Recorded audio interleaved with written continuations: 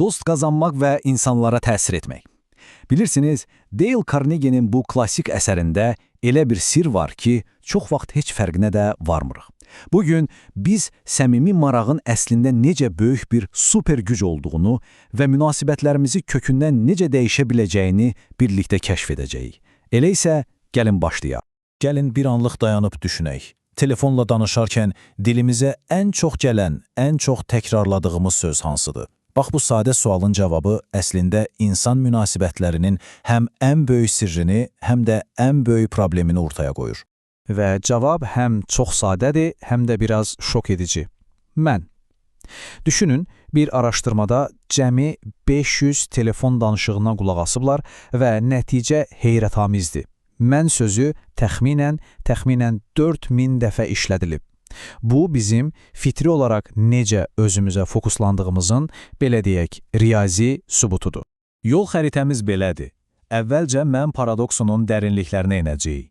Sonra psixoloq Adlerin çox sərt xəbərdarlığına qulaq asacağıq. Ardınca bir sehirbazın pərdə arxası sirrini öyrənəcək, hətta Ağ Evin dəhlizlərində gəzişəcəyik. Sonda isə bütün bunları bir cümlədə birləşdirən o qızıl qaydanı tapacağıq. Deməli, ilk dayanacağımız mən paradoksu. Bu, hamımıza tanış bir şeydir. Hamımız sevilmək, əlaqələr qurmaq istəyirik, amma eyni zamanda beynimizdəki səs dayanmadan mən, mənim, mənə görə deyir. Bax, bu daxili mübarizə əslində sosial həyatdakı uğursuzluqlarımızın əsas səbəblərindən biridir. Gəlin görək niyə belədir. İndi sizə çox sadə bir sual verim. Dostlarınızla bir qrup şəkli çəkdirirsiniz. O şəklə baxanda gözünüz ilk kimi axtarır. Gəlin səmimi olaq. İstisnasız olaraq, hamımız əvvəlcə özümüzü axtarırıq. Bax, bu balaca, günahsız vərdiş bizim nə qədər dərin bir mən-mərkəzçiliyin içində olduğumuzun ən güclü sübutudur. Dale Carnegie bu vəziyyəti heyrətamiz bir rəqəmlə izah edir. Deyir ki, başqaları ilə səmimi şəkildə maraqlanaraq cəmi 2 ayda qazanacağınız dostların sayı, başqalarını özünüzlə maraqlandırmağa çalışaraq 2 ildə qazanacağınız dostlardan daha çoxdur. 2 ay və 2 il. Aradakı fərq sadəcə inanılmazdır, elə deyilmi? Yaxşı, indi məsələni biraz da ciddiləşdirək. Başqaları ilə maraqlanmamaq sadəcə sizi daha az dostu olan birinə çevirmir. Məşhur psixoloq Alfred Adlerin fikrincə, bu, əslində həyatdakı bütün faciələrin başlanğıc nöqtəsidir. Adlerin sözləri açığı çox kəskin və sarsıdıcıdır. Deyir ki, insanlarla maraqlanmayan şəxs ən böyük çətinliklərlə qarşılaşar və başqalarına ən böyük zərəri vurar. O, bunun sadəcə bir xarakter qüsuru olmadığını, bütün insani uğursuzluqların kökündə məhz bunun dayandığını iddia edir. Bu, həqiqətən də üzərində düşünməyə dəyər. Yaxşı, bu qədər nəzəriyyə bəsdir. Gəlin görək bu prinsip real həyatda necə işləyir. Səmimi marağın bir insanın necə milyonçu olduğunu görməyə hazırsınız? Elə isə sizi dünyanın ən məşhur sehirbazlarından birinin pərdarxası dünyasına aparıram. Howard Thurston, o öz dövrünün, belə deyək, əsil super ulduzu idi. Milyonlarla insan onun şovlarına axışırdı, milyonlar qazanırdı. Amma ən maraqlısı odur ki, onun uğurunun səbəbi heç kimin bilmədiyi gizli fəndlər deyildi. Əslində, onun bir çox nömrəsini digər sehirbazlar da təkrarlaya bilirdi. Bəs onu fərqli edən, unudulmaz edən nə idi? Cavab, inanılmaz dərəcədə sadə və güclüdür. Thurston'un əsli sehri əllərində yox, ürəyində idi. O, hər dəfə səhnəyə çıxmazdan əvvəl güzgünün qarşısında dayanıb özünə təkrar deyirdi. Mən tamaşaçılarımı sevirəm. Mən tamaşaçılarımı sevirəm. Bu, bir fən deyildi. Bu, səmimi bir hissidir. Və insanlar o səmimiyyəti səhnədən belə hiss edirdilər.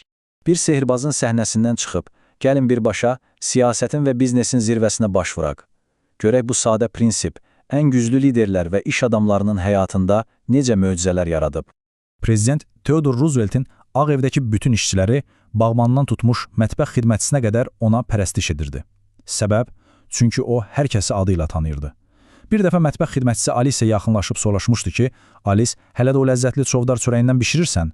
Təsəvvür edin, bir ölkənin prezidenti, bir mətbəx işçisinin bişirdiyi çörəyi xatırlayır. Bu, sadəcə yaxşı yaddaş deyil, bu səmimi maraqdır və bu maraq ona sarsılmaz bir sədaqət qazandırmışdı. İndi isə tamamilə fərqli bir sahəyə, biznes dünyasına keçid edək. Banker Charles Walters bir şirkət rəhbərindən çox vacib bir məlumat almalıydı. Amma həmin adam çox soyuq və kobud idi. Walters nə etdi? O, prezidentin özü ilə yox, onun həssas nöqtəsi ilə maraqlandı. Öyrəndi ki, oğlu marka kolleksiyası yığır. Növbəti görüşə iş sənədləri ilə deyil, oğlan üçün bir neçə nadir marka ilə gəldi. Nəticə, o buz kimi adam əridi. 1 saat boyunca həvəslə hobbisindən danışdı və sonda lazım olan bütün məlumatları öz xoşu ilə verdi. Bu, strateji, amma səmimi marağın gücüdür. Deməli, sehirbazın səhnəsindən, prezidentin mətbəxindən və bankerin ofisindən keçdi. Bütün bu fərqli hekayələr bizi tək bir həqiqətə gətirib çıxarır. Gəlin bu həqiqəti 2000 il əvvəl deyilmiş bir cümlə ilə, belə deyək, möhürləyək. Qədim Roma şairi Publilius Siros deyirdi: "Başqaları bizimlə maraqlandıqda, biz də onlarla maraqlanırıq." Bax bu qədər sadə. Bu qanun nə dünən dəyişib, nə bugün dəyişir, nə də sabah dəyişəcək. Çünki bu insan təbiətinin özüdür, özülüdür. Beləliklə, bütün bu danışdıqlarımızın yekunu əslində çox bəsit bir cümlədir. İnsanları özünüzə cəlb etmək üçün maraqlı görünməyə çalışmayın, sadəcə onlarla səmimi şəkildə maraqlanın. Dost qazanmağın, güvən yaratmağın və insanlara təsir etməyin əsl açarı məhz bu kiçik, amma güclü fərqdə gizlidir. Və indi top sizdədir. Bu təqdimat bitəndən sonra ilk nə edəcəksiniz? Kiməsə zəng edib halını soruşacaqsınız. Bir dostunuza mesaj yazıb onun üçün vacib olan bir mövzu haqqında sual verəcəksiniz. Bugün kimin hekayəsinə qulaq asacaqsınız? O ilk addımı atmaq sizə bağlıdır.